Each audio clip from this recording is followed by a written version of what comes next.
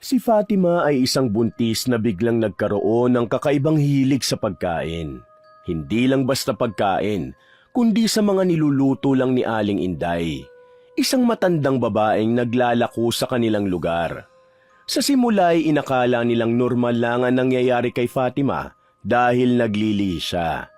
Pero habang tumatagal, nagsimula siyang makaramdam ng pagbigat ng katawan, pananamlay, pamumutla at pagkagutom. Nagkakaroon din siya ng mga nakakatakot na panaginip dahilan para malaman nilang may nananakit sa kanya. Dahil sa takot, humingi ng tulong si Lando kay Ka Elias, isang kilalang albularyo. Sinubukan nilang alamin kung paano matatanggal ang sumpa kay Fatima. Habang tinutuklas nila ang sagot, nadiskubre nila na ang nananakit kay Fatima ay hindi lang basta mambabarang, kundi isang aswang. May matindi itong galit kay Lando dahil sa pagkamatay ng anak nitong dating kasintahan ng lalaki. Wala silang ibang paraan kundi harapin si Aling Inday para matigil na ang pananakit niya kay Fatima at sa batang ipinagbubuntis nito. Malakas ang matandang babae, pero natalo nila ito ng matibay nilang pananampalataya sa Diyos dahil alam nilang ito ang pinakamatibay na sandata. Lutong ulam, tinola, adobo, sinigang. Mainit-init at masarap pa. Bili na kayo. Magandang araw po. Ang bango-bango naman ng tinda nyo.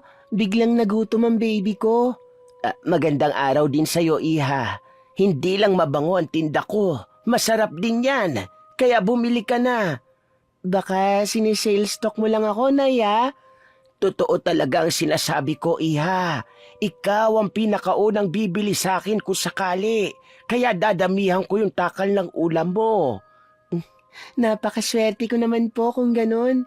Siyempre, ikaw ang buena mano sa tinda ko eh. May ulam ka bang gustong kainin ngayon? Tinola. Gusto mo ng tinola? Sakto at mainit pa ito, iha. Bagong luto lahat ng paninda ko. Opo, gusto ko po yung tinola nyo, Nay. Para kasing inaakit ako eh. Natatakam po kasi ako sa amoy ng tinola. Magkano po ba? 25 pesos lang ang isang mangkok, iha. Ha? Ang mura naman po ng paninda nyo, Nay. Mura lang ba, iha? Ganyan talaga para may bumili ng paninda ko. Lalo pat bagong maglalako lang ako dito. Sigurado po ba kayong hindi talaga kayo malulugi, Nay?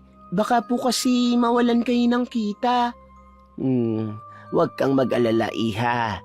Siguradong hindi ako malulugi kasi ang manok at baboy ay mga alaga ko. Habang ang mga gulay naman ay tanim ko.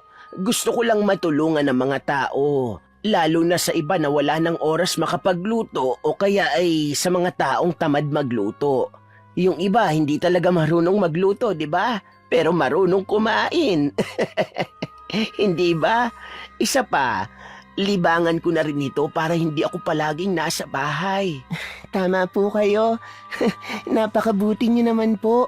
Kaya sigurado akong mauubos agad ang lahat ng paninda niyo ngayong araw. Maraming salamat, iha. Ang bait mo ring bata. Pagpalain ka nawa sa kabaitan mo. Walang anuman po, Nay. Parang gusto po talaga ng baby ko yung tinola nyo, Nay. Nararamdaman ko sa tiyan ko ang pagpintig niya. Gusto na yata niyang matikman ng sabaw at manok. Halata nga sa pagkalam ng sikmura mo, iha. Kung okay lang magtanong, ilang buwan ka na bang buntis? 3 buwan na po, Nay. Tawagin mo na lang akong Aling Inday, ha? Dahil buntis ka, mas dadamihan ko ang gulay para sa iyo at sa anak mo. Kailangan mo ng maraming sustansya. Palagi kang humigop ng sabaw, ha? Para paglabas ng anak mo ay malakas ang tuhod niya. Maraming salamat po ulit. Ang bait niyo naman po. Fatima po ang pangalan ko, Nay. Naku, wala yun. Ako ay giliw na giliw rin sa mga sanggol. 3 buwan ka ng buntis, ano? Nasa ganyang buwan ng maselan sa paglilihi. Ano ba ang pinaglilihan mo, iha? Parang wala naman po akong pinaglilihan, Aling Inday. paano po ba malalaman na naglilihi na po? Ay, malalaman mo yan kapag matalas na yung pang-amoy mo, Fatima. Isang halimbawa dyan hindi mo na kayang kainin ang mga pagkain na gustong-gusto mo noon. Pwede rin na gustong-gusto mong kumain ng mga kakaibang pagkain, katulad ng ice cream na sinasawsaw sa ketchup. Parang ganun, iha. Pero hindi lang naman sa pagkain yan. Pwede mo rin namang paglihihan ng mga tao, hayop o bagay. Malalaman mo kapag gustong-gusto mong titigan. Ah, ganun po pala yun, Aling Inday. Sa ngayon po, wala pa naman akong ganyan na nararanasan. Kinakain ko pa rin naman po yung mga kinakain ko dati.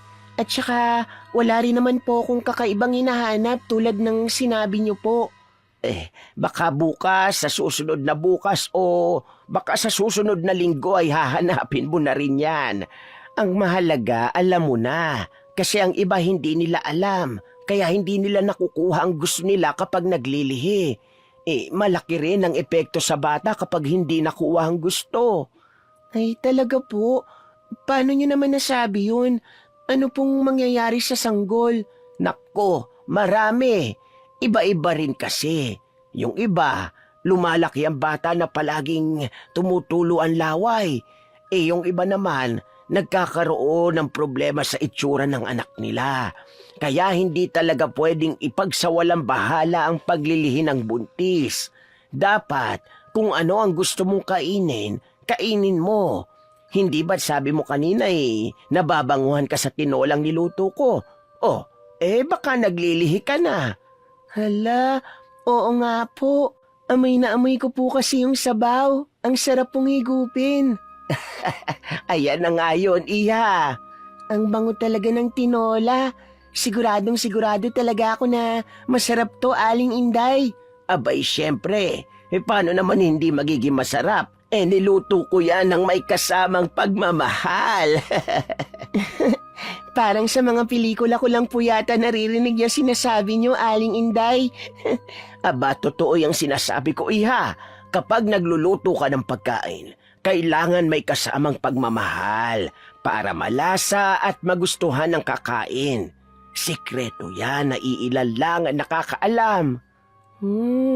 Siguro nga po kaya kanina pa nagugutom mga anak ko dahil ramdam niya na yung niluto niyong tinola ay puno ng pagmamahal. Siguro nga, iha. Hindi ka ba nilulutuan ng asawa mo? Nilulutuan naman po, Aling Inday. Kaso madalas po kasi siyang wala sa bahay dahil sa trabaho niya. Sa kabilang bayan po kasi ang trabaho niya. Ganon ba? Hindi ka ba nag-aalala na baka makahanap siya ng iba doon? Si Aling Inday, palabiro ho kayo. Hindi po ako nag-aalala. Alam ko po kasi na mahal ako ng asawa ko. Alam kong hindi niya po magagawa sa akin yun. Mapagmahal pala ang asawa mo sa'yo, iha. Anong ginawa mo para mahalin ka ng asawa mo ng ganyan?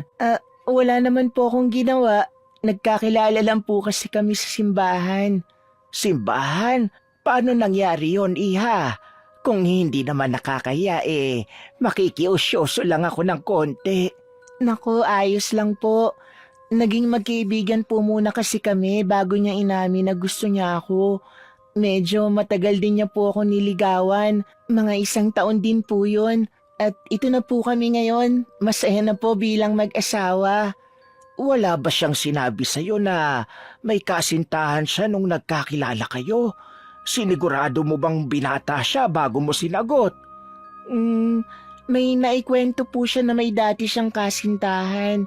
Pero sa pagkakaalala ko po, nung nagkakilala po kami, tapos na po ang relasyon na meron sila. Ano raw ba ang dahilan at ba't naghiwalay sila? Sa pagkakaalam ko po, Aling Inday, yung dating nobya niya po ang nakipaghiwalay. Ganun ba? Tinanong mo rin ba ang asawa mo kung anong dahilan kung bakit nakipaghiwalay yung babae? Hindi ko na rin po tinanong masyado kung ano talaga ang dahilan. Kasi nirerespeto ko po yung nakaraan ng asawa ko. Ayoko pong ungkatin para wala ng gulo. Saka hindi ko na naman po kailangan pang alamin ang tungkol doon.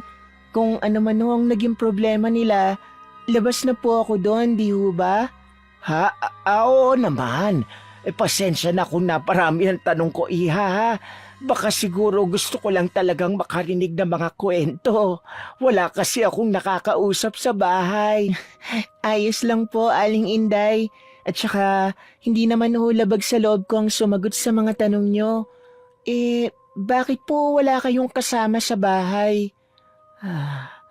Ako na lang mag-isa sa buhay, iha. Matagal nang yumao ang asawa ko at 4 na taon na rin ang nakalilipas nang iwan ako ng nag-iisa kong anak na babae na si Rosa. Naku, pasensya na po at naungkat ko pa. Ano ka ba, iha? Wala lang yon. Huwag kang mag-alala. Matagal na yon. Tanggap ko na. Dati mahirap. Pero ngayon, may rason na ako para magpatuloy sa buhay. Ang lakas niyo po, Aling Inday. Hinahangaan ko po ang mga taong tulad nyo. Huwag ka po mag-alala. Araw-araw na po akong bibili ng ulam mo. Alam na alam ko rin po na magugustuhan to ng baby ko eh. Ang bait mo naman, Fatima. Ang swerte ng pamilya mo at ng asawa mo sa'yo. Mas maswerte po ang asawa at anak nyo dahil masarap kayong magluto. At mabuti rin kayong ina at asawa. Puno po kayo ng pagmamahal. Alam mo, minsan, mas malakas ang pakiramdam ng sanggol na nasa sinapupunan kaysa sa ina. Ano pong ibig nyo sabihin, Nay? Wala, iha. Mga lumang paniniwala lang ng mga matatanda noon. Hindi mo na kailangang alalahanin yon. Iba na ang panahon ngayon. Hindi na ganong pinaniniwalaan ng mga kasabihan at pamahiin. Ang mahalaga, malusog ang anak mo at ligtas kayong dalawa. Oo nga po, Aling Inday. Sana nga po maging malusog siya. At sana rin po maging maayos ang panganganak ko. Huwag kang mag-alala, iha. Palagi kitang dadala ng ulam para maging malusog ang bata. Salamat po, Aling Inday. Ang bait niyo po sa akin kahit ngayon lang po tayo nagkakilala. Magaan din kasi ang loob ko sa'yo. O eto, kunin mo na itong tinola. Kumain ka na at baka malipasan ka pa ng gutom. Sa susunod na uli tayo magkwentuhan. Sige po, Aling Inday. Sigurado po ako masarap po itong tinola nyo. Salamat po ulit, ha. Walang anuman, iha. Kumaway muna si Fatima kay Aling Inday at inihatid ng tingin ng matandang babae bago siya pumasok sa bahay. Nakangiti siya habang maingat na inilalagay sa mangkok ang tinola. Natakam siya agad nang maamoy ang ulam, lalo na nang makita ang papaya na may kalakihan ng pagkakahiwa. Tingin niya ron sa manok ay malambot ang laman. Napalunok siya sa gutom kaya agad siyang nagsandok ng kanin. Umupo siya sa upuang katabi ng mesa at nagsimula ng kumain. Sa unang subo ay napapikit siya dahil ninamnam niya ang masarap na ulam. Sunod-sunod na ang pagsubo niya. Halos hindi nang inunguya ng mabuti. Ramdam niyang nabubuhayan siya ng sigla sa bawat kutsarang isinusubo niya, lalo na kapag hinihigop niya ang mainit na sabaw. Makalipas ang ilang sandali, ay hindi niya namalayang naubos niya na ang pagkain. Napahawak siya sa kanyang tiyan. Hinihimas ito habang napapangiti dahil pakiramdam niya mas lumaki dahil sa kabusugan. Bitin, ang sarap kasi. Sana pala dinamihan ko na ang binili ko. Aba, nakangiti ka dyan mag-isa, ate ah. Anong meron? Dong, nandyan ka na pala. Nakabili kasi ako ng tinola sa naglalako kanina. Grabe, ang sarap ng luto ni Aling Inday. Ang lambot ng manok tapos yung sabaw. Diyos ko, para kang nasa heaven. Kaso naubos ko na, bitin tuloy. Parang gusto ko pa. Naglalako ng ulam? Aling Inday? Sino yun? Parang ngayon ko lang narinig ang pangalan na yun ah. Bago lang daw siya ditong nagtitinda. Taga-kabilang baryo daw. Sayang nga, sana dinamihan ko na ang binili ko para meron pa mamaya. Kaya pala. Kasi sa pagkakaalam ko, ice cream, taho, balut at sweet corn lang naman ang naglalako dito sa atin. Pero lutong ulam? Meron na rin? Bago sa pandinig ko yan ah. Mukhang nasarapan ka nga sa luto niya.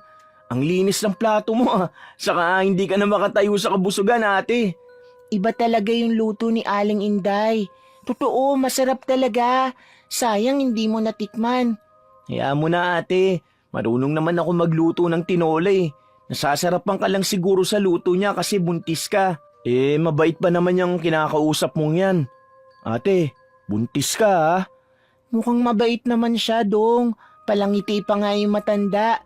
Tapos nung nalaman niyang buntis ako, dinagdagan pa niya ang takal na ulam. Ang lambot pa ng manok niya, ha? Parang ang gusto ko ulit ng tinola eh. Ang bango-bango ng sabaw na yun. Aba ate, kanina ka pa tinola ng tinola. Paano kung bukas hindi mo na siya makita? Hindi mo naman alam kung saan siya nakatira, di ba? Oo nga, no. Hindi ko rin naitanong kung saan ang eksaktong bahay niya. Ang saya kasi ng kwentuhan namin kanina. Tapos, nakatutok lang ako sa pagkain. Sayang. Hayaan mo na, baka naman bumalik yun bukas. Tanungin mo na lang kung saan siya nakatira pag bumalik. Di puntahan na lang natin. Sigurado may pwesto yun dun sa kanila. Ang layo ng pinaglalakuan niya. Tama. Sabi ko kasi sa kanya, araw-araw na akong bibili. Siguradong babalik siya bukas. Aba, ayaw mo na sa luto ko ate. Marunong naman ako magtinola. Iba pa rin ang luto mo syempre, Dong. Walang tatalo sa'yo. Pero ngayon, gusto ko ang luto niya eh. Nambola ka na naman ate.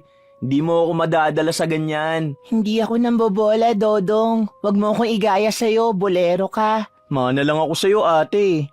Ay, ayaw talaga magpatalo.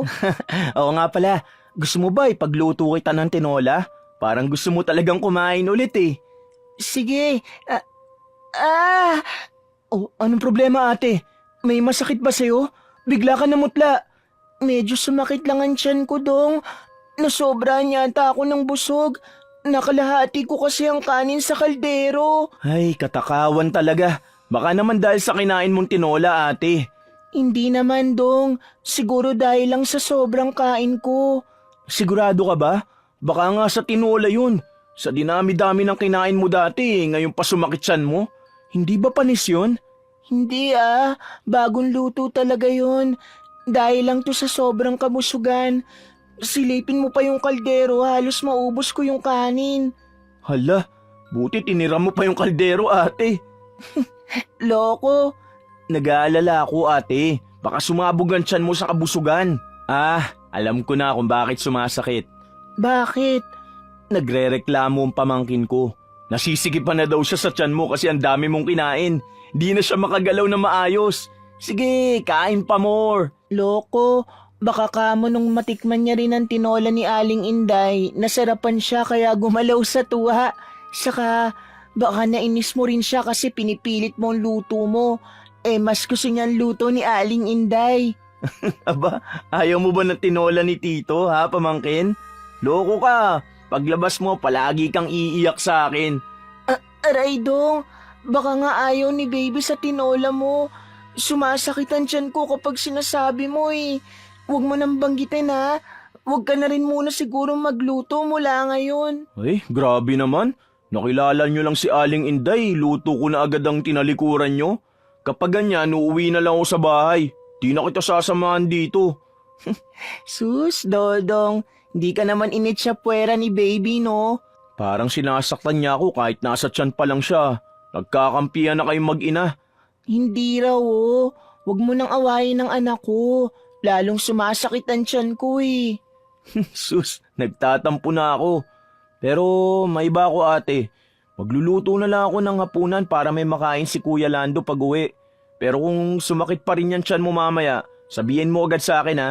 Dadali na kita sa ospital. Salamat, Dong. Pero okay na ako. Huwag kang mag-alala. Sa busog lang to. Sige, magpahinga ka na. Tawagin mo lang ako kung may nararamdaman kang iba ha. Oo, Dong. Salamat. O sige, dun ka na sa kwarto nyo. Pumasok si Fatima sa kwarto at dahan-dahang humiga sa kama. Napabuntong hininga siya bago tumitig sa kisame. May kaunting panghihinayang pa rin siya dahil hindi niya sinulit ang pagbili ng ulam sa maglalako. Ipinangako niya sa sarili na bibili siya ulit kay Aling Inday kapag bumalik ito. Habang dinidilaan ang labi niya na may natitirang lasa pa ng tinola, hindi niya namalayan na unti-unti na siyang nakatulog. Dahil sa kanyang kabusugan na naginip siya ng hindi maganda. Napabalikwas siya ng bangon. Pawis na pawis at hinahagod ang paghinga. Mabilis niyang ginising ang asawa na mahimbing na natutulog sa kanyang tabi. Lando! Lando! Oh, bakit? Ano nangyari? Nanaginip ako ng masama. Ano? May gumagapang sa binti ko, mga insekto, may malalaki pang alupihan. Gumagapang silang lahat papunta sa tiyan ko. Parang gusto nilang kainin ang anak natin. Natatakot ako, Lando. Diyos ko, wag naman ang anak ko. Ano ka ba? Panaginip lang yon. Umuwi ako, natulog ka na. Di na kita ginising kasi sabi ni Dodong, sobrang busog mo daw. Ang dami mo raw kinain. Mananaginip ka talaga kung pagkakain mo natutulog agad. Ay, sana nga'y wala lang ang panaginip na yun. Teka, ikukuha kita ng tubig. Hinihingal ka pa dahil sa panaginip mo, mahal. Mag-relax ka muna, ha? Lando, natatakot ako. Nakakadiri kasi yung mga insektong yun. Gusto kong sumuka. Pakiramdam ko, totoong nangyari yun eh. May naramdaman pa akong gumagapang sa binti ko. Malamig at malagkit sa balat. Sinubukan kong gumalaw pero parang may pumipigil sa akin. Parang hindi na yun kasama sa panaginip ko. Parang totoo na yun eh. Huwag mong takutin ang sarili mo. O eto, inumin mo ang tubig. Mabuti na lang pala at nagdala ako ng pitsyal na tubig at saka baso kagabi bago mahiga. Mahal, may alupihan. Alupihan? Oo, ayun oh. Mahaba, mataba, maitim at makintab. Nakakakilabot yung galaw niya. Gumagapang palapit sa akin. Patayin mo, bilis. Dalian mo. Baka kagatin ako. Ay sus, paano nga akit yan sa higani ang taas naman? O ayan, tinakpan ko na. Paano kapag marami pa yan? Tapos gumapang yan papunta sa tiyan ko. Ganitong-ganitong nasa panaginip ko, Lando. Ramdam ko ang paggapang ng alupihan sa balat ko. Sigaw ako ng sigaw. Pinipilit ko magkaboses, Lando. Pinipilit kong tawagin ka. Tinatawag kita sa panaginip ko pero hindi ka dumating. Hindi mo ako narinig. Walang nakakarinig sa akin. Tapos... Tama, panaginip nga lang yun, mahal. Tignan mo, naduduwal ka na, Fatima. Huwag mo na kasing alalahanin ang panaginip na yun. Pero kasi, pumasok pa yung alupihan sa bibig ko, Lando. Ramdam na ramdam ko yung lagkit at saka ang lamig niya habang gumagapang sa dila ko. Parang nalalasahan ko pa rin hanggang ngayon. Mahal, panaginip lang yun. Hindi totoo yun. Walang alupihan, okay? Pinatay ko na yung isang nakita mo. Wala nang ibang kasama yun. Papatayin ko agad kapag meron pa. Huwag ka nang mag-alala. Tama na, ha? Huwag ka nang umiyak. Baka makasama sa anak natin eh. Saka sa susunod, huwag ka nang matutulog ng busog, ha? Pero bakit ramdam ko pa rin yung lasa, Lando? Pakiramdam ko totoo yun. Panaginip lang yon, mahal. Wala na yun. Ligtas ka na, ha? Shh! Halika rito. Yayakapin na lang kita. Dahan-dahang hinaplos ni Lando ang likod ni Fatima. Pilit na pinapakalma ang nanginginig na katawan nito. Nakaramdam naman ng kapanatagan si Fatima nang yakapin siya ng asawa. Pinilit niyang bumalik na sa pagtulog para makatulog na rin si Lando dahil may pasok pa ang lalaki kinabukasan. Nagtalukbong na lang siya ng kumot dahil iniisip na para hindi makapasok ang kung anong insekto at nang hindi siya malapitan ng mga ito habang siya'y natutulog.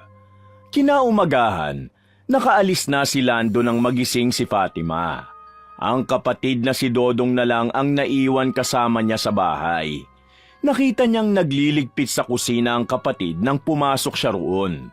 Hinihilot niya ang sentido dahil pakiramdam niya ay sumakit ang ulo niya sa nangyari nung gabi. Naupo siya sa upuang malapit sa mesa pagkatapos kumuha ng isang basong tubig sa pitsil. Napansin ng kanyang kapatid ang matamlay niyang kilos kaya nagsalita agad ang binata. Ate, okay ka lang ba? Oo, medyo nahihilo lang siguro. Parang gusto kong kumain na parang hindi. Gusto mo ba na magluto ako ng sinigang? O kaya bumili ako ng prutas sa palengke? Yung niluto ko kasing ulam kanina naubos na. Kasi inalmusal namin ni Kuya Lando. Tapos binaon pa niya yung iba. Sabi ni Kuya baka raw tanghali ka pa magising kaya di pa ako nagluluto ng panangalian. Ano bang gusto mong kainin? Wala, ayoko ng sinigang. Parang gusto ko kumain ng puto maya. Puto Maya? Di ba parang ayaw mo kumain nun dati? Ewan ko, parang hinahanap ng panlasa ko ngayon eh. Sige ate, bibiling ko agad ngayon para makakain ka ng gusto mong puto Maya. Salamat dong, mag-iingat ka sa labas ha. Tumangulang si Dodong bago lumabas ng bahay. Napahawak naman si Fatima sa ulo niya at marahang hinilot ang sentido. Maya-maya pa ay may narinig siyang naglalako ng pagkain. Napangiti siya dahil ang isinisigaw nito ay mga kakanin. Pinakinggan niyang mabuti ang boses para malaman niya kung nasa ang lugar na ito banda. Hanggang sa makilala niya kung sino ang naglalako. Kaya dali-dali siyang lumabas ng bahay. Puto Maya, suman, puto cheese. Aling Inday, buti at napadaan po kayo. Bakit iha? Kanina mo pa ba ako inihintay na dumaan? Opo, sabi ko po kasi sa inyo na bibili ulit ako ng nilalako nyo. Masarap po kasi yung tinola kahapon, kaya bago ako matulog kagabi iniisip kita. Sabi ko dadamihan ko na po ang bili pagbalik nyo. Hindi nga po talaga ako nagkamali. Dumaan ka po. Hindi ba sabi ko sa'yo na magugustuhan mo ang luto ko? Hindi lang kasi sa amoy yun masarap, pati na rin sa lasa. Saka dadaan talaga ako kasi nga naglalako ako ng pagkain, ikaw talaga. Simula ngayon, maniniwala na ako sa sinasabi nyo. Maniniwala ka ba kung sasabihin kong naghahanap ng kakaninang sanggol sa sinapupunan mo? Paano nyo po naulaan yun? Tama po kayo, Aling Inday. May superpowers po ba kayo? Hula lang yon iha. Hindi ka naman tatakbong palabas kung hindi ka bibili. Ikaw talaga. Sakto nga po ang pagdaan nyo kasi gusto kong kumain ng puto maya ngayon. Kaso nagpabili na ako sa kapatid ko eh. Ay, sayang naman. Masarap pa naman yung puto maya ko. Hindi naman po sayang yan, Aling Inday. Kasi bibili pa rin naman po ako. 5. Ay hindi, 6 na po. 6 na puto maya po ang ibigay nyo sa akin. Baka kasi mabiti na naman ako. Magkano po lahat? Ayos. Buena mano ka talaga palagi, iha. 10 piso ang isa. Bali 60 lahat. Naku, masarap talaga yan. Sigurado akong magugustuhan mo. Magugustuhan ko po talaga to, Aling Inday. Luto nyo po eh. Maraming salamat po. Bili po ulit ako bukas. Baka iba na naman ibenta ko bukas, iha. Maaring prutas, panghimagas, pangmerienda, o balik ulit sa ulam. Kahit ano pang pagkain ng ibenta nyo, Aling Inday, bibilin ko po yun talaga. Magiging suki na kita niyan. Maraming salamat, iha. Maraming salamat din po. Gaya ng tinola, sobrang nasarapan din siya sa puto maya. Malambot, tamang-tama ang tamis ng latik at mainit na sumasamang matamis na lasa sa dila niya. Sa bawat kagat ay unti-unting nawawala ang sakit ng kanyang ulo. Habang lumilipas sa mga araw, lalong tumindi ang paghahanap niya sa mga tindang pagkain ni Aling Inday. Parang gamot ito sa sama ng pakiramdam. Pero kapag hindi siya nakakakain, inaatake siya ng matinding sakit ng ulo, panghihina at pagsusuka. Hindi nagtagal, nararamdaman niya na ang pangangati sa kanyang tiyan. Gabi-gabi siyang nagkakamot hanggang sa nagkaroon ng sugat at katagalan ay nagnanapa. Kahit anong gamot na pamahid na ibinigay ng doktor ay walang bisa. Mas napapadalas na rin ang pananaginip niya ng alupihan. Nararamdaman na rin nila ang mga kaluskos sa bubungan na para bang kinakamot ng matutulis na kuko ang kanilang yero. Habang lumilipas ang araw, ang mga ingay na kanilang naririnig ay dumalas pa at nasasabayan na rin ng mga alulong na sa tingin nila ay gawa ng aswang. Dahil sa kanilang takot, tuwing hapon ay nagsusunog ng goma si Dodong dahil yun ang sinabi ng ilang kababaryo nila na pangontra sa aswang. Kumain ka na, mahal. Wala ka pang kinakain simula pa kaninang umaga. Wala akong gana, Lando. Hindi ako nagugutom. Kahit anong pilit kong kumain, wala talagang lasa ang pagkain eh. Pati yung paborito kong luto mo, hindi ko rin gusto ngayon. Naiinis na nga ako sa nangyayari. Kahit na, mahal, kumain ka na lang para sa bata. Ano bang gusto mo? Bibiling ko kung anong gusto mo kahit na ano. Wala, hindi ko alam. Wala akong ibang gustong kainin. Bakit wala kang gana? Ilang araw na yan ah. Minsan naman daw malakas kang kumain, sabi ni Dodong. Baka kasi ayaw kumain kasi hindi pa dumadaan si Aling Inday. Magana lang siyang kumain kapag luto nun. Pero baka hindi yun pumunta kasi malakas ang ulan ngayon. Kaya pala wala kang gana eh. Muulan nga, mahal. Bukas bili tayo ng maraming pagkain kay Aling Inday kapag nagtinda siya dito, okay? Pero sa ngayon, kumain ka na lang muna kahit kaunti lang. Wala talaga akong gana. Parang wala akong lakas kumain.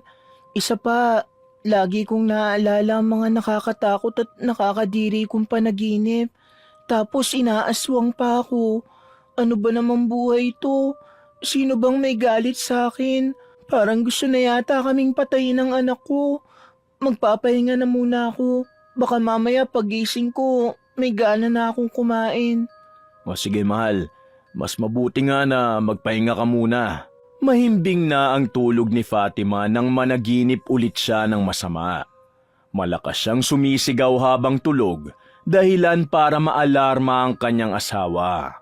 Pagpasok pa lang ni Lando ay naabutan niyang halos punitin na ni Fatima ang kumot dahil sa malakas nitong paghawak. Pawis na pawis ang babae at paulit-ulit na nagsasalita habang nakapikit. Ano to? Anong ibig sabihin nito?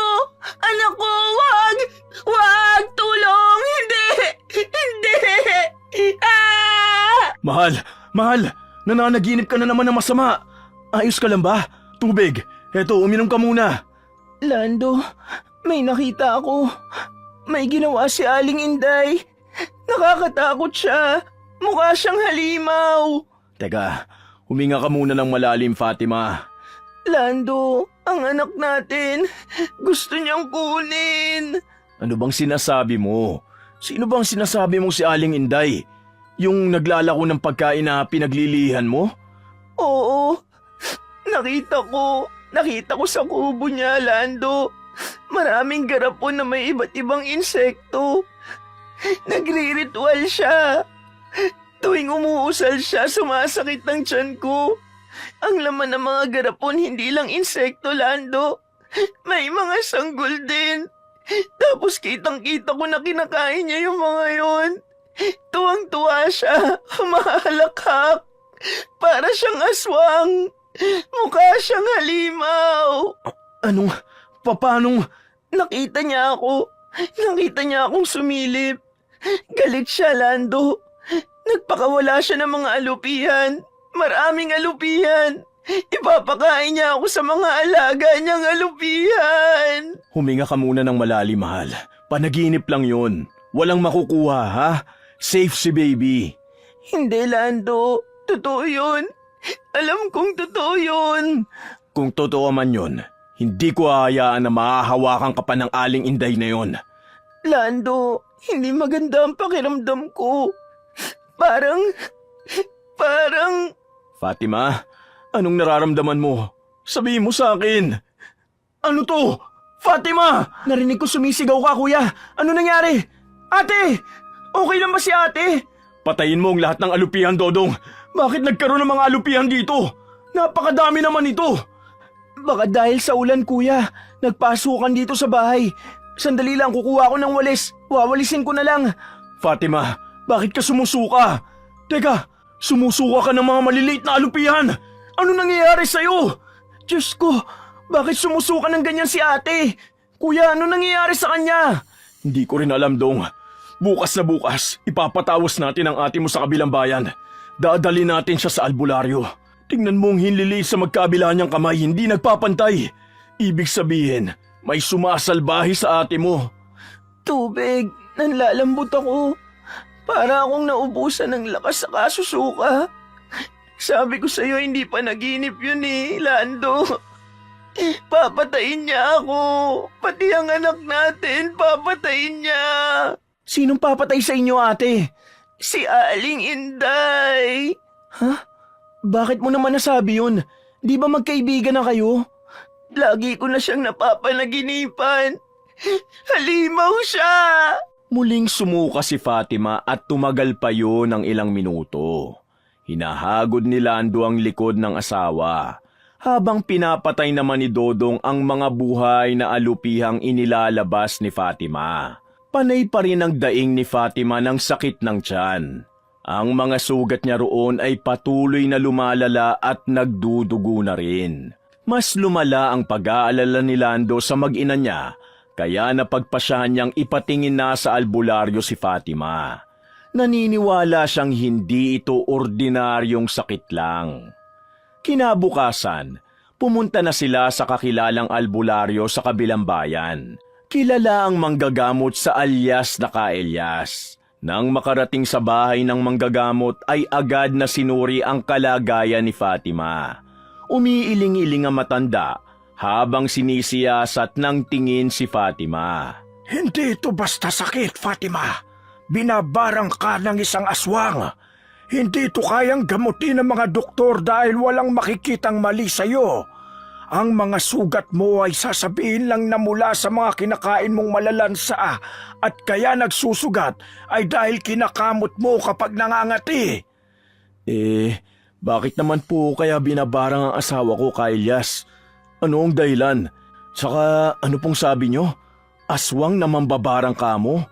Hindi ba kayo inaaswang? Buntis ang asawa mo. Opo, ilang gabi na rin po kami nakakaranas sa mga kakaiba. Palagay ko, aswang nga yun kaya nagsusunog kami ng goma tuwing hapon at hinahayaan lang yun ng buong gabi.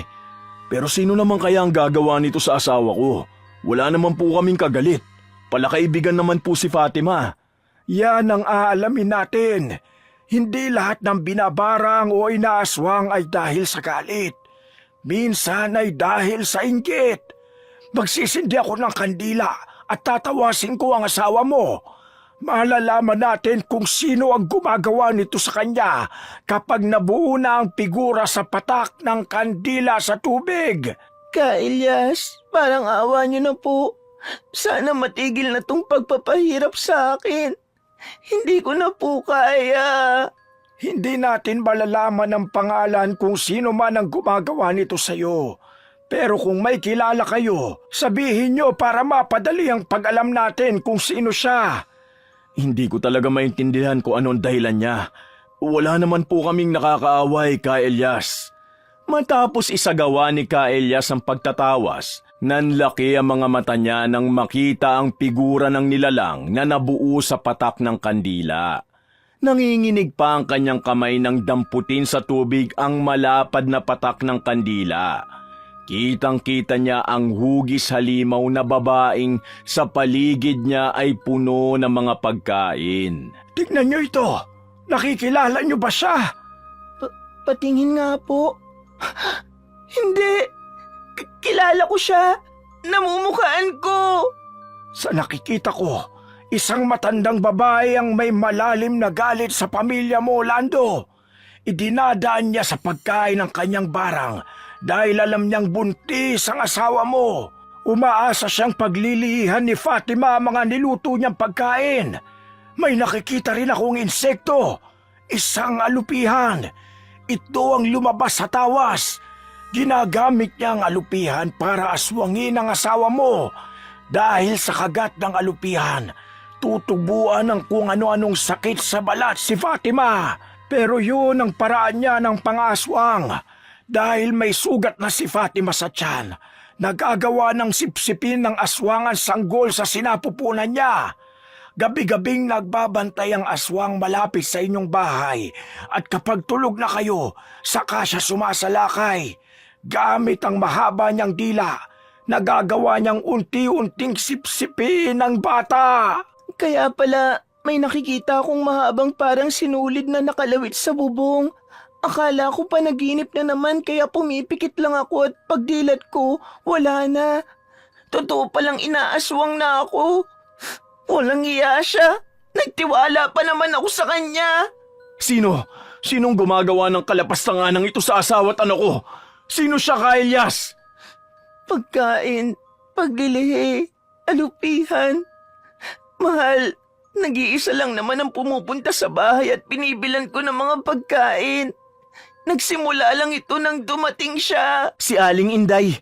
Dumarating siya kapag wala ako sa bahay. Kapag may inuutos si ate sa akin. Talagang planado niya.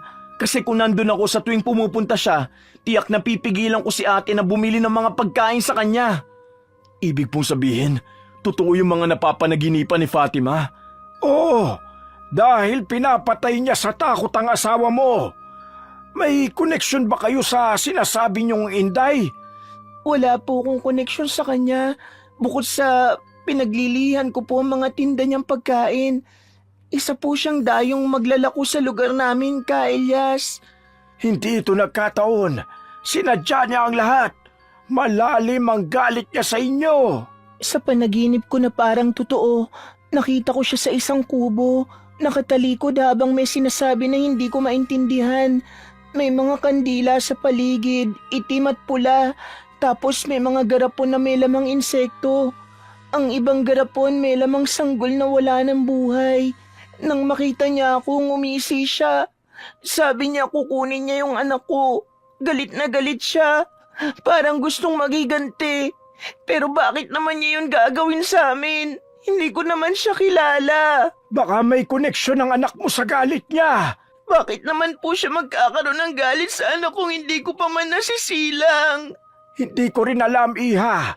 Pero sa nakikita ko, ang anak mo talaga ang puntirya niya.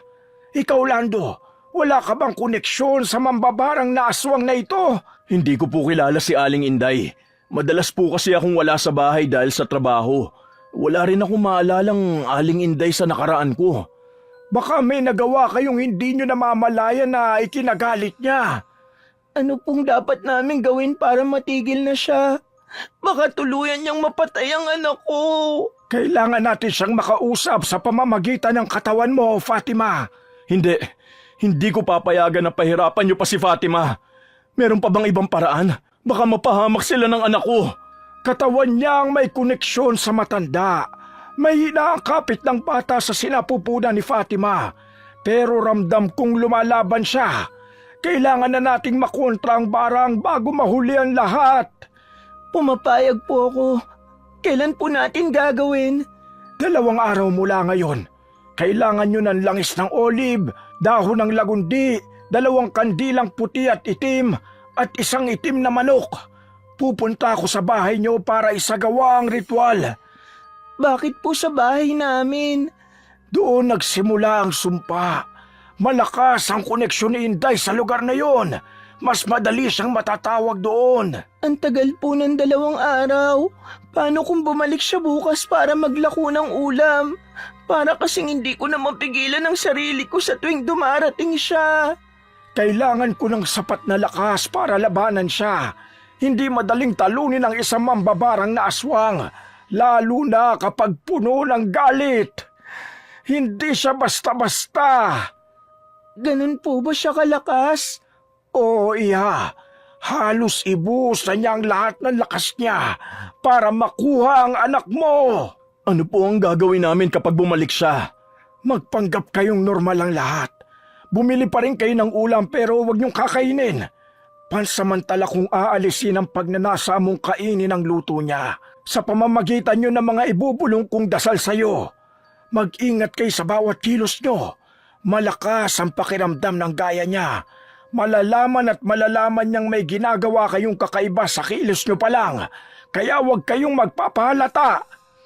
Maraming salamat po, Kaelyas. Ano na pong kalagayan ng anak ko? Mahina pa rin ang kapit ng bata, pero hindi magtatagumpay si Inday kung hindi mo siya papayagang palakasin ang sumpa sa pagkain. Maraming salamat po, Ka Elias. Walang anuman.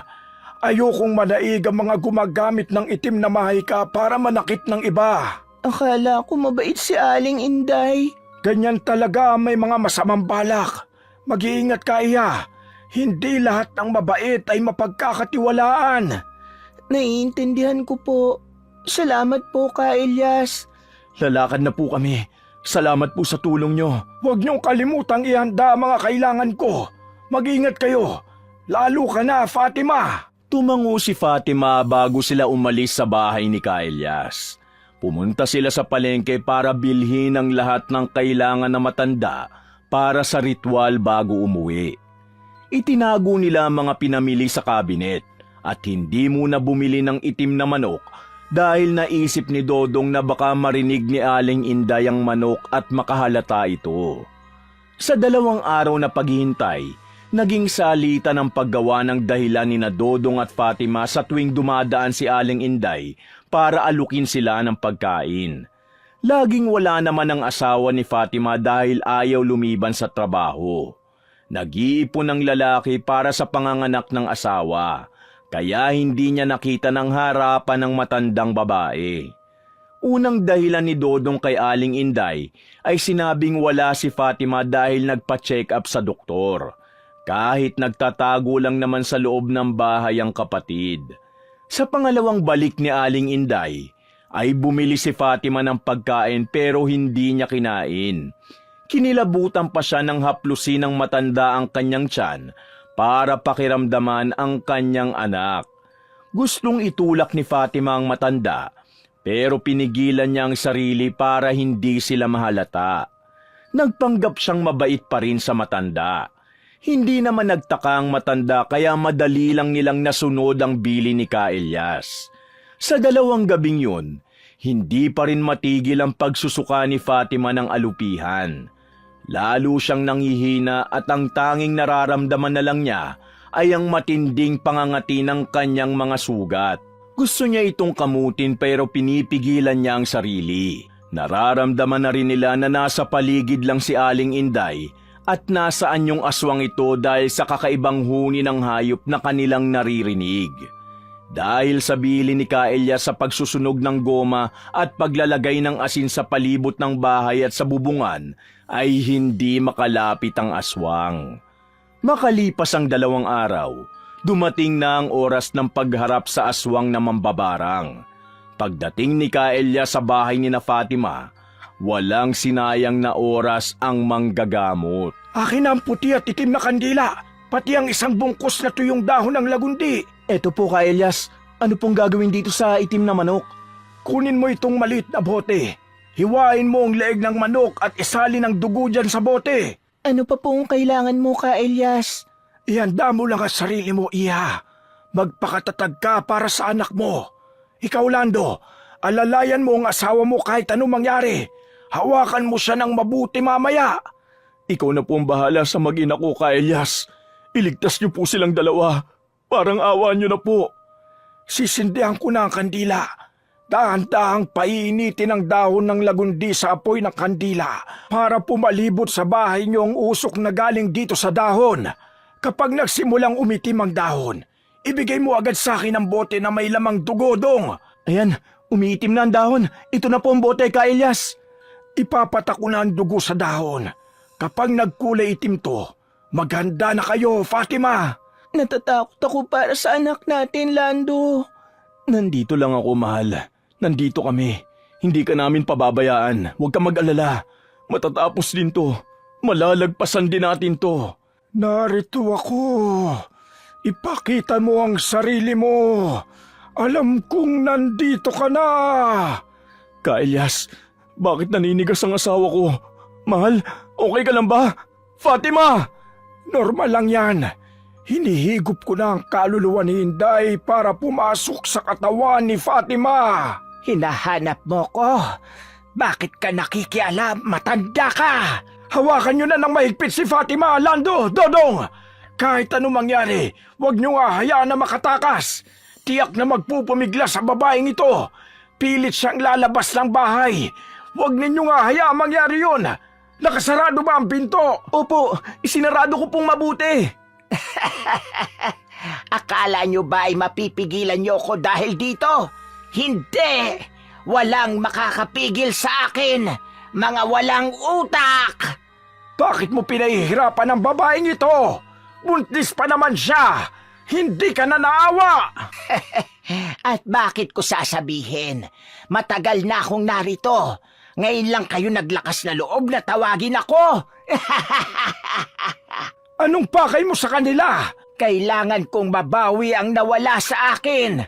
Ano bang nawala sa'yo? Ang anak ko. Kinuha nila ang anak ko sa akin. Ano bang kinalaman nila sa anak mo? Kinuha niya ang anak ko. Kaya kukunin ko rin ang sa kanya. Anong pinagsasasabi mo? Ikaw, Lando. Ikaw ang kumuha sa anak ko, hayop ka. Hindi ko hahayaan na maging masaya ka. Ano? Hindi ko alam ang sinasabi mo. Hindi nga kita kilala. Anong ginawa ni Lando para magalit ka ng ganyan? Pinabayaan niya ang anak ko. Iniwan niya ang anak ko para kay Fatima. Iniwan niya ang anak ko kaya nagpakamatay siya. At dahil doon, kukunin ko rin ang anak niya. Hindi ako papayag na maging masaya sila. Si Rosa? Oo, pinabayaan mo siya. Iniwan mo siya sa ere. At ngayon, pagbabayaran mo yun. Pagbabayaran yung dalawa yun. Anong iniwan ko si Rosa? Hindi totoo yan. Sabihin mo ang totoo, Lando. Ano ba talaga ang nangyari? Hindi ko siya iniwan para kay Fatima. Walang kinalaman si Fatima dito. Mahal ko si Rosa, pero hindi na siya masaya. Pinili niyang tapusin namin ang relasyon dahil pareho na kaming nahihirapan. Inilaban ko siya, pero siya mismo ang sumuko. Kasinungalingan! Mahal ka niya. Bakit mo siya pinakawalan? Hindi siya magpapakamatay kung hindi ka niya mahal. Nagpakamatay siya dahil yun ang gusto niya. Sinabi niyang hindi niya na kayang ipilit ang relasyon namin. Umalis siya, hindi ko siya pinabayaan. Hindi ko kayang ipilit ang relasyon namin kung siya na mismo ang bumitaw. Kasinungalingan! Umiiyak si Rosa tuwing gabi. Naririnig ko ang hikbi at ang sakit na nararamdaman niya dahil sa pag-iwan mo sa kanya. Naririnig ko kung paano kanya tawagin tuwing gabi sa panaginip niya. Kaya ngayon, babawiin ko ang anak mo bilang kapalit sa pagkuha mo sa anak ko. Hindi mo kailanman mababawi ang nawala sa'yo sa pamamagitan ng paghihiganti. Hindi mo ko mapipigilan na albularyo ka! Kung ayaw mo, pipilitin kita. Pahihirapan ko ang totoo mong katawan kung hindi mo sila tatantanan. Hindi mo ko masisindak sa ganyan. Akala mo ba'y nagbibiro ako? Pakinggan mo ang sasambitin kong orasyon hanggang sa mabingi ka. Hindi mo gagawin yan. Wag! Ah! Sige, subukan mo ko. Tigil! Tama na! Palayain mo siya. Alisin mo ang sumpa sa bata! Hindi! Hindi ko kaya! Gawin mo! Isa pa bang orasyon ang gusto mong marinig? Hindi! Tama na! Parang awa mo na! Huling pagkakataon, palalayain mo sila o papatayin kita! Hindi! Gawin mo! Alisin mo na agad ang sumpa! Itigil mo na agad! Patawad. Ititigil ko na. Siguraduhin mo lang, Inday. Alam mo na kaya kitang patayin. Oo, alam ko. Kapag binalikan mo sila, babalik din ako sa iyo. At sa susunod, hindi na kita patatawarin. Oo, naiintindihan ko. Siguraduhin mo lang. Alisin mo na ang sumpa na inilagay mo ngayon na. Oo na. Iginalaw ng katawan ni Fatima ang kanyang kamay na para bang may kung anong dinudukot sa laman niya. Pagkatapos ay itinapon niya ito kasabay ng pag-usal ng orasyon. Paulit-ulit na ginawa ng mambabarang ang pagtanggal sa sumpa na iniligay niya sa katawan ni Fatima, pati na rin sa bata. Nang matapos ay saka siya pinakawala ni Ka-Elias. Bumagsak ang lupaypay na katawan ni Fatima sa bisig ni Lando. Agad namang lumapit si Dodong at pinaypayan ng kapatid habang pinupunasan ng pawis sa noo. Humupa na ang mabigat na presensya sa paligid dahil umalis na ang mambabarang. Dahan-dahang bumalik sa normal ang paghinga ni Fatima hanggang sa nagkamalay na siya. Tapos na ba? Maaaring tapos na ang sumpa.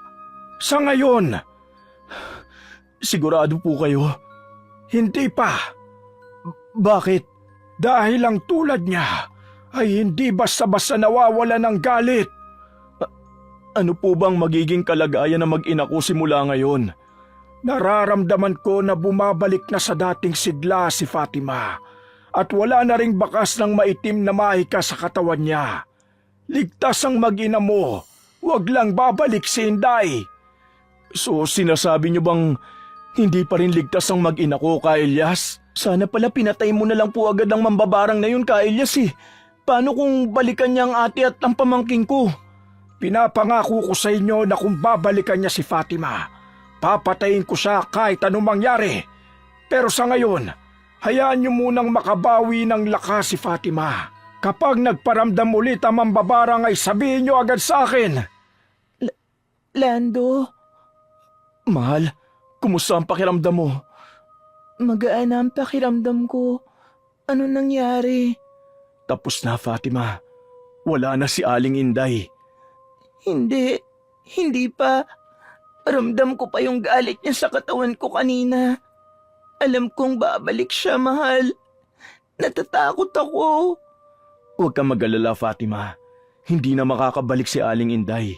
Sisiguraduhin kong ligtas ka at ang anak natin. Alam ko. Pero hindi ko maiwasang matakot para sa anak natin, Lando. Biling ko sa iyo, Fatima, na magpahinga ka at mag-iingat ka palagi. Huwag kakain ng kung ano-ano na mabibili sa labas, lalo pat nagkaroon ng koneksyon si Inday sa bata dahil sa pagkain. At ang koneksyon na yun, mahirap putulin. Gaano po kalaki ang posibilidad na babalik si Aling Inday? Hindi ko masasabi, Fatima. Kapag nakakita siya ng paraan, makakabalik siya sa buhay niyo. Kaya kailangan mong maging matatag.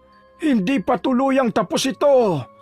Paano po yung paglilihi ni ate sa pagkain ni Aling Inday, Ka-Elias? Wala siyang nalalasahan sa pagkain na niluluto namin ni Kuya Lando eh. May makakain ba kayo dyan? Kahit konting sabaw? Meron po.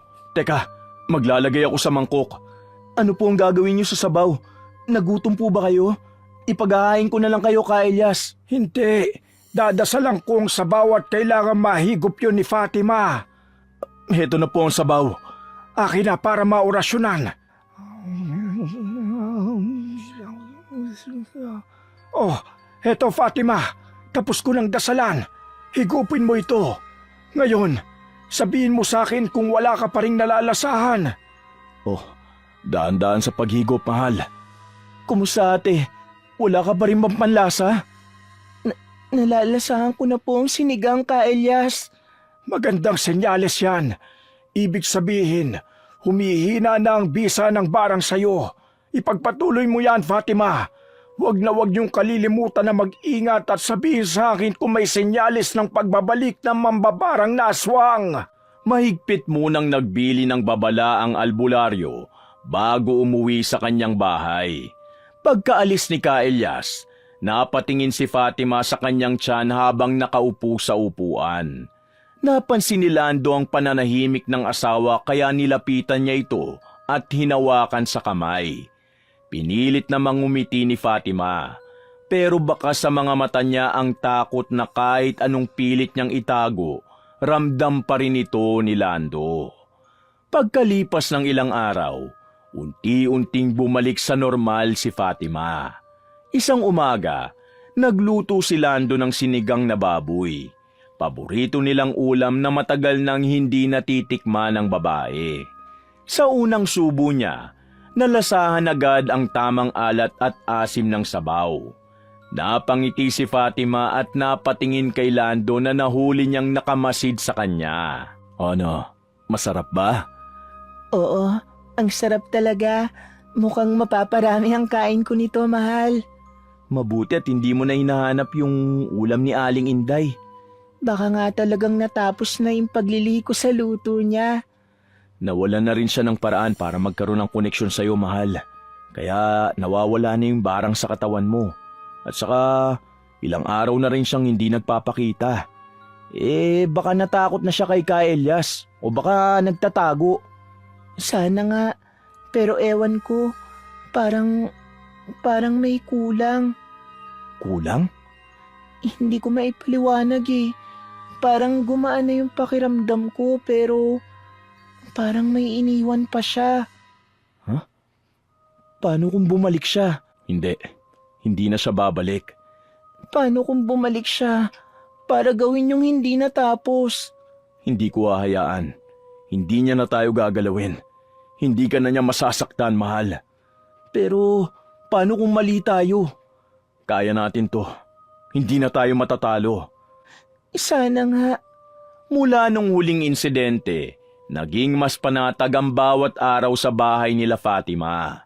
Pero sa kabila ng kapayapaang yon, nanatiling alerto sina Lando at Dodong. Alam nilang hindi ganon kadaling mawawala ang takot. Lalo na kung ang kalaban nila ay isang mambabarang na aswang na may malaking galit at hindi nagsasawa sa paghihiganti. Isang gabi, habang mahimbing na natutulog si Fatima sa tabi ni Lando, bigla siyang pinagpawisan. Bumilis ang paghinga niya at hindi siya mapakali sa hinihigaan niya. Sumakit ang tiyan niya na para bang may pumipiga dito. Diyos ko! Hindi! Lando! Mahal, gumising ka! Nananaginip ka na masama! Wag! Pakiusap! Lubayan mo na kami! Hindi! Wag ang anak ko! Fatima! Lando! Buti naman at nagising ka na. Diyos ko, akala ko kung ano na nangyayari sa'yo. Nandito ako, mahal. Nandito ako. Si Aling Inday! Babalikan niya tayo! Fatima! Ano to? Dodong! Dodong, tulungan mo ako dito! Bakit kuya? Ano to? Ba't nagsusuka na naman si ate? Pero hindi na alupihan. Dugo na ang inilalabas niya. Kumuha ka ng pamunas sa tubig, dali! Hindi ko kayang iwan ang ate mo na mag-isa dito. Oh, teka kukuha lang ako, babalik ako agad. Diyos ko, tulungan niyo sana ang ate ko. Bumalik siya, Lando. Kukunin niya talaga ang anak natin. Fatima! Mahal! Mahal! Kuya, ano nangyari kay ate? Nawalan siya ng malay, Dong. Papatayin ko talaga yung hayop ng mambabarang na yun. Pumunta agad tayo kay Ka Elias bukas na bukas, kuya. Pagkatapos linisan ni Lando ang asawa, kitang-kita sa mata niya ang galit na nadarama habang tinitingnan si Fatima. Mas mabuti na patay na lang ang mambabarang kaysa mawala sa kanya ang kanyang mag-ina. Kinabukasan, maagang nagising sina Lando at Dodong. Halata sa mga mata nila ang pagod at puyat mula sa mga nangyari kagabi. Pero sa kabila ng takot, matibay ang kanilang desisyon. Hindi na nila hayaang maulit ang ginawa ni Aling Inday kay Fatima at sa ipinagbubuntis nito. Anong eksaktong sinabi niya sa panaginip mo? Sinabi niya, kukunin niya ang anak ko. Kahit anong mangyari, hindi pa raw po siya tapos. Hindi ko hahayaan na mangyari yun. Papatayin ko talaga siya kahit anuman din ang mangyari. May hawak siyang isang garapon na may laman ng mga insekto. Pakiramdam ko, parang hindi lang panaginip yun. Parang ramdam ko yung lamig ng hininga niya sa leeg ko. Pinakain niya sa akin yung mga insekto. Ramdam na ramdam ko yung lasa.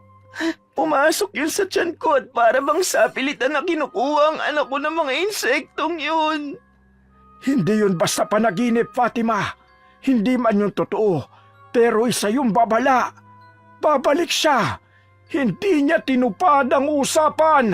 Kung babala yun, ibig sabihin ba may paraan para pigilan? Lahat ng masasamang balak may paraan para mapigilan. Walang kadiliman ang nananaig sa kabutihan. Pero Ano? Pero hindi magiging madali ang pagpigil dito. Kailangan nating harapin si Inday sa mismong teritoryo niya. Sa kubo niya? Oh, Anong kailangan namin gawin, Ka Elias? kailangan natin basagin ang garapon na nagtataglay ng sumpa. Kung hindi natin magagawa yon, hindi titigil si Inday at hindi kayo titigilan ng sumpa. Paano kung hindi tayo makalapit sa garapon? Ako ang bahala. Kailangan ninyong protektahan ang isa't isa. Paano kung umatake siya habang ginagawa niyo yun? Kaya nga kailangan natin magmadali. Hindi tayo pwedeng magkamali. Lando, natatakot ako. Fatima, wala siyang makukuha sa atin. Hindi ko hahayaang makuha niya ang anak natin. Hindi niya makukuha ang pamangkin ko, ate. Dodong, Alam ko na hindi ako kasing tapang ni Kuya Lando. Pero hindi ko hahayaang may mangyari sa iyo at sa pamangkin ko. Walang puwang para sa takot. Ang kahinaan ninyo, yun ang gagamitin niya laban sa inyo. kung hindi po natin magawa, Kung mabigo tayo, walang makakapigil sa kanya at wala na kayong magagawa pa. Hindi tayo mabibigo. Tama si Dodong. Hindi tayo mabibigo. Kailangan nating umalis ngayon din. Kailangan natin siyang pigilan agad. Lando, wala namang mangyayari sa atin, di ba? Huwag kang matakot. Hindi ko hahayaan na may mangyari sa iyo o sa anak natin. Kasama niyo ko. Hindi ko rin hahayaan na mangyari yun. Tandaan nyo, huwag kayong titingin sa mga mata niya. Huwag kayong magsasalita kapag nagsimula na siya. Kung makaramdam kayo ng lamig o mabigat na presensya, lumayo kayo sa akin. Ako ang haharap sa kanya. Ka Elias, paano kung... Hindi tayo mabibigo. Kung mabigo tayo, ang mahalaga, lumaban tayo hanggang sa huli. Kaya tara na! Tara na! Sumapit na ang gabi. Madilim at tahimik ang kakawyan kung saan naroon ang kubo ni Aling Inday. Ginamit nila ang alaala ni Fatima sa kanyang panaginip para matunton ang kinaroroonan ng matandang babae. Narating nila ang luma at sira-sirang kubo ng aswang na mambabarang. Nakalaylay ang mga dahon ng nyog at pinatuyong halaman sa dingding.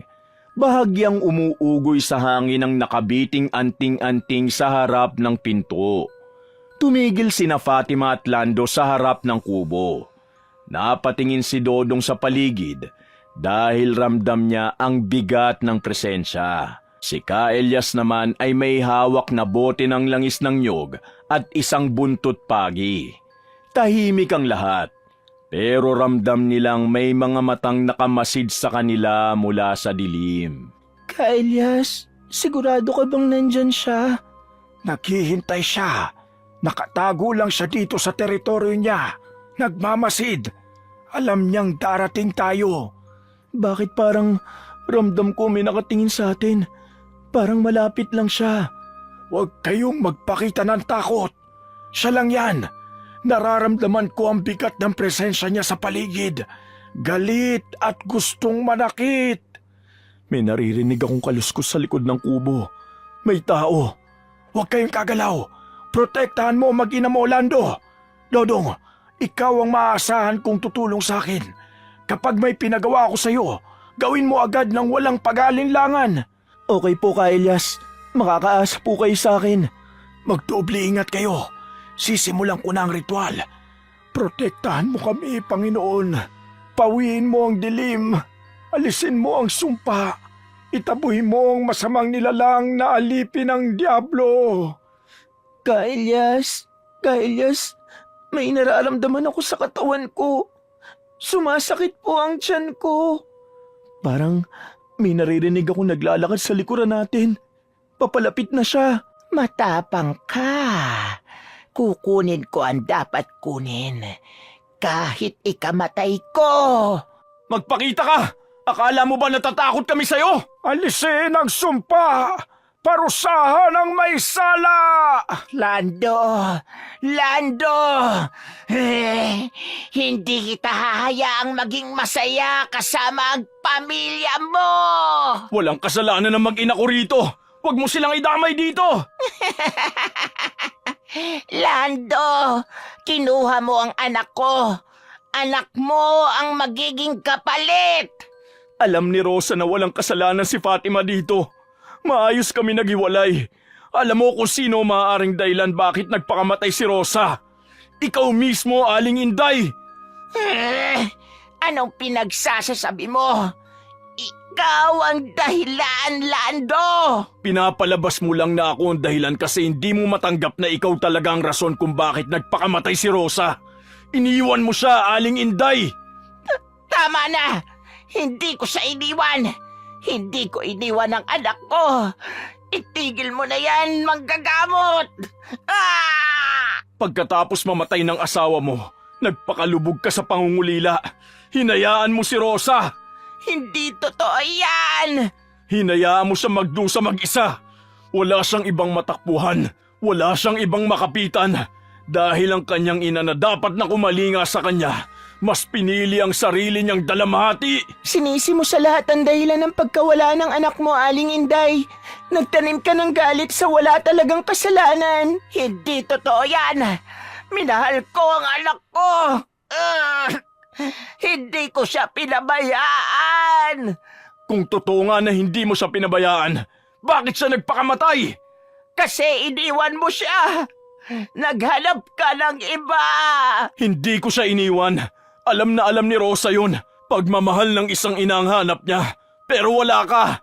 Ang isang ina, kahit anong mangyari, hindi dapat isinusuko ang anak niya sa dilim. Pero pinabayaan mo siyang lamunin ng lungkot, ng takot. At ngayon, ginagamit mo ang galit mo para ipasang sakit sa iba. Hindi ninyo naiintindihan. Hindi nyo alam ang sakit ng mawalan. Alam namin. Alam ni Ate Fatima. Alam ni Kuya Lando.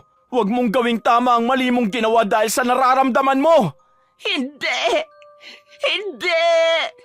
Hindi! Hala, nagsaswang na siya. Hindi ko mapigilan ang pangangatog ng tuhod ko. Ang hahaba ng kuko niya at may pangil na rin siya. Hindi! Susugurin niya ako! Fatima! Alis dyan! Lando! Huwag mo saktan ang asawa ko! Bitiwan mo siya!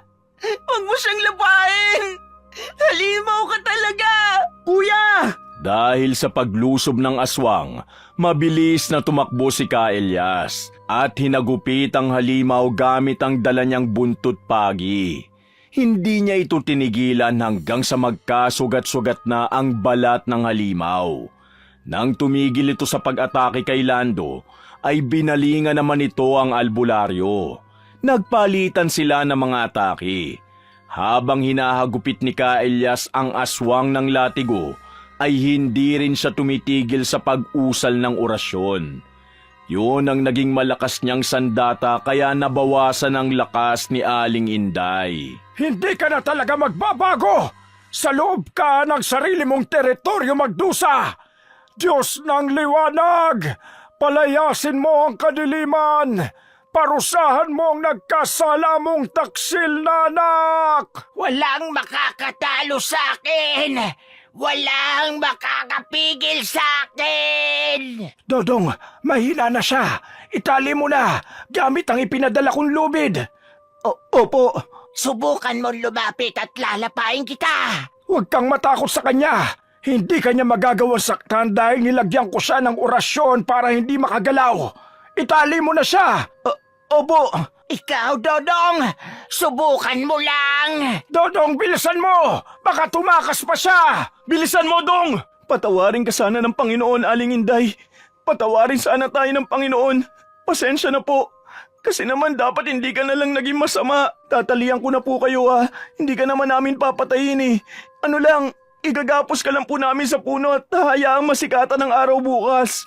Bahala na po ang Diyos sa inyo kung babawian niya kayo ng buhay. Mga walang hiya kayo! Pagbabayaran nyo to!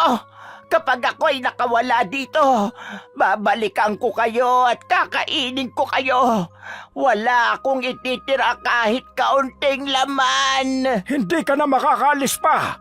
Hindi mo matatakasan ng lubid dahil binabad ko yan sa tubig na may holy water, katas ng kalamansi at bawang. Bago ka bawian ng buhay bukas pagsikat ng araw, malalapnos muna ang balat mo dahil sa lubid. Kahit patay na ako, dadalawin ko pa rin kayo sa inyong panaginip at hahatakin ko ang panyo sa hukay.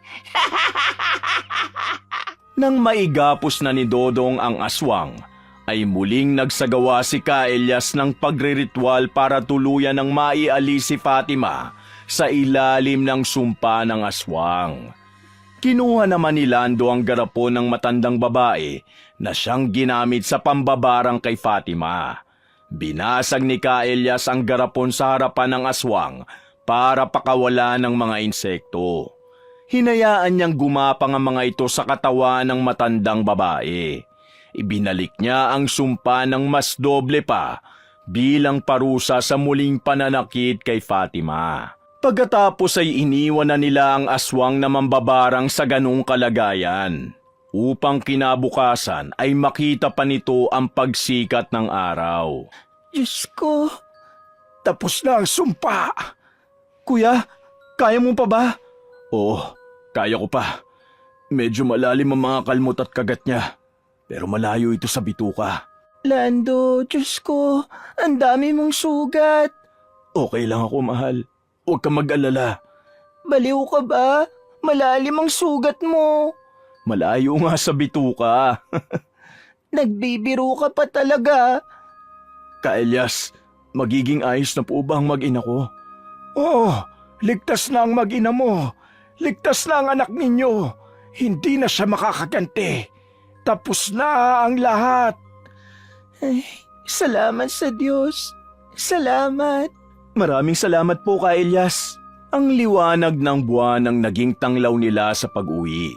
Kinikilabutan si Fatima sa mga kuliglig na bumabalot sa katahimikan ng gabi.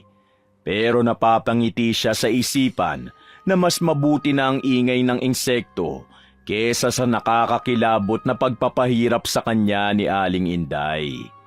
Habang naglalakad sila ay hindi nila maiwasang pagkwentuhan ng mga nangyari. Bilang pag-aaliw sa sarili dahil sa malayong lakarin bago marating ang pinagparadahan nila ng tricycle.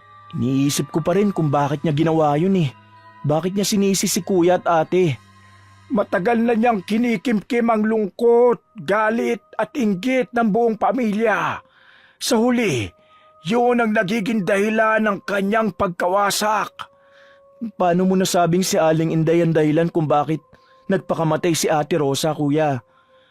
Sa buong relasyon naming dalawa, palagi niyang sinasabi yung lungkot na nadarama niya sa ina niya.